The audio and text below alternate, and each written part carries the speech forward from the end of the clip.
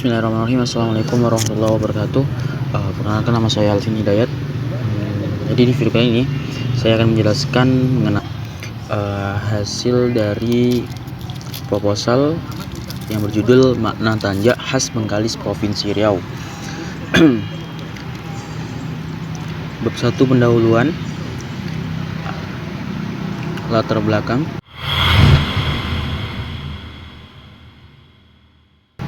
Indonesia merupakan negara kepulauan yang memiliki ragam kebudayaan. Peran kebudayaan sangat erat kaitannya dengan kehidupan masyarakat di Indonesia, terkhususnya budaya Melayu di Pulau Sumatera. Dengan terkenal istilah, takkan Melayu hilang dari bumi. Petuah ini menjadi penuh syarat dan makna yang pada intinya untuk senantiasa menjaga nilai-nilai kemelayuan, adat dan istiadat Melayu, khususnya di daerah Bengkalis. Sebagai masyarakat Melayu yang ada di Kabupaten Bengkalis, dikenal sebagai masyarakat yang kaya akan kebudayaan. Dalam menempatkan posisi sebagai orang Melayu, mereka harus mampu mempertahankan dan menjaga nilai kebudayaan. Dalam menempatkan posisi sebagai orang Melayu, mereka harus di antara adat istiadat kebudayaan masyarakat Melayu Bengkalis, yakni pakaian yang berupa tanjak atau penutup kepala. Tanjak merupakan penutup kepala khas masyarakat Melayu sesuai dengan kamus bahasa Indonesia. Sesuai kamus bahasa Melayu, tanjak berwarna kain yang dililitkan di kepala. Kain songket yang dililit ke kepala menjadi satu unsur pakaian yang memiliki unsur estetika dalam bentuk, motif, dan makna tanjak. Tak terlepas dari sejarah perkembangan, tanjak memiliki berbagai bentuk. Menurut Sunarto dan Suherman, kata bentuk dalam seni rupa diartikan sebagai wujud yang terdapat di alam dan yang tampak nyata. Sebagai unsur seni rupa, bentuk hadir sebagai manipulasi fisik dari objek yang dijiwai, yang disebut juga sebagai sosok, atau dalam bahasa Inggris disebut dengan form. Misalnya membuat bentuk manusia ataupun binatang.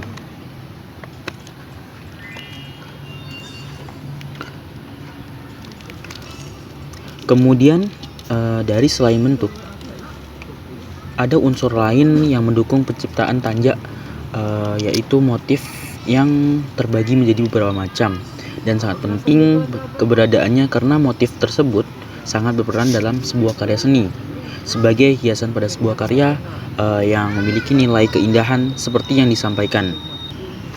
Kehadiran unsur di dalam motif kemudian menghasilkan makna. Menurut Ricoeur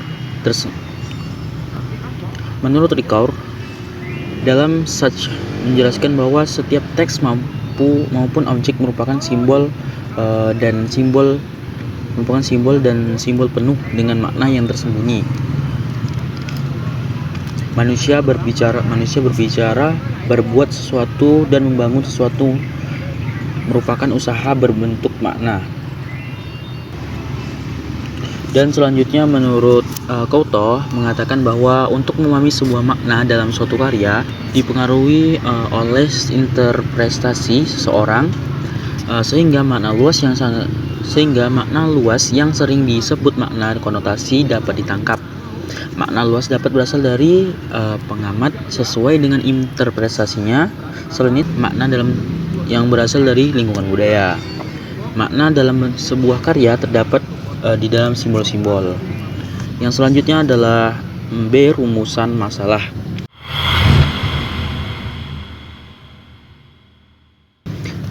Rumusan masalah saya yang pertama adalah apa saja makna dari macam-macam bentuk tanjak yang di Kabupaten Bengkalis. Dan yang kedua ini adalah bagaimana penggunaan tanjak di zaman modern ini. Dan yang ketiga adalah apa saja nilai yang terkandung dari tanjak terhadap kebudayaan masyarakat Melayu Bengkalis. Kemudian masuk ke C, yaitu tujuan.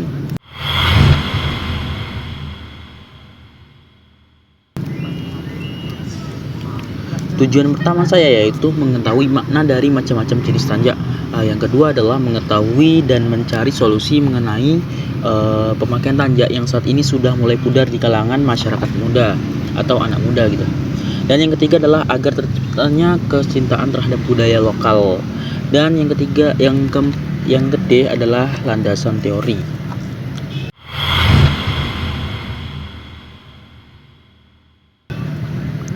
Tanja. Tanja adalah salah satu kombinasi bagian dari busana pada kepala laki-laki Melayu yang pada saat itu sering dikaitkan dengan istana, kepahlawanan, dan tanja dipakai dalam berbagai jenis acara adat istiadat orang Melayu. Akan tetapi, adat istiadat dan nama lain yang turut menyertainya seperti destar dan tengkolok. Tanja pada kebiasaannya akan dipasangkan atau dikombinasikan dengan bengkong, sempin, serta baju Melayu dan keris selit bagi busana laki-laki Melayu. Tanja dianggap sebagai lambang dan bentuk dari kewibawaan di kalangan laki-laki masyarakat Melayu. Semakin tinggi tanja dan kompleks bentuk tanjanya, hal ini menunjukkan sebagai semakin tinggi juga status sosial dari si pemakainya. Ketentuan pemakaian dan warna tanja. Adapun dalam penggunaan tanja tersebut terbagi menjadi 3 macam. Yang pertama adalah berdasarkan adat, yaitu berdasarkan pada kebiasaan sehari-hari dalam kehidupan masyarakat Melayu setempat. Dan yang kedua adalah berdasarkan adat istiadat, artinya mempunyai protokoler, memiliki atau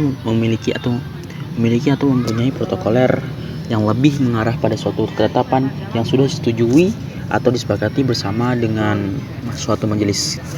Dan yang ketiga adalah berdasarkan adab, yaitu mempunyai rasa untuk menjunjung tinggi nilai-nilai terhadap penggunaan tanja. Dan yang E adalah metode penelitian.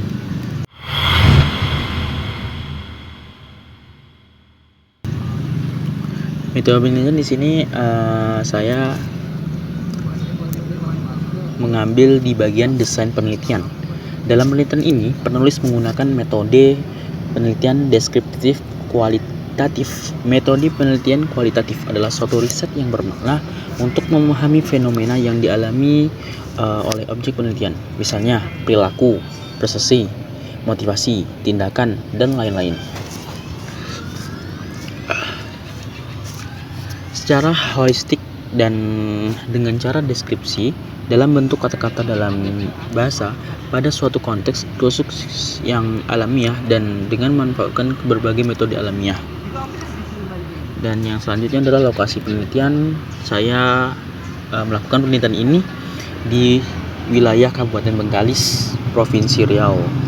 Nah itu tadi presentasi saya mengenai proposal makna tanja khas Kabupaten Bengkalis, Provinsi Riau.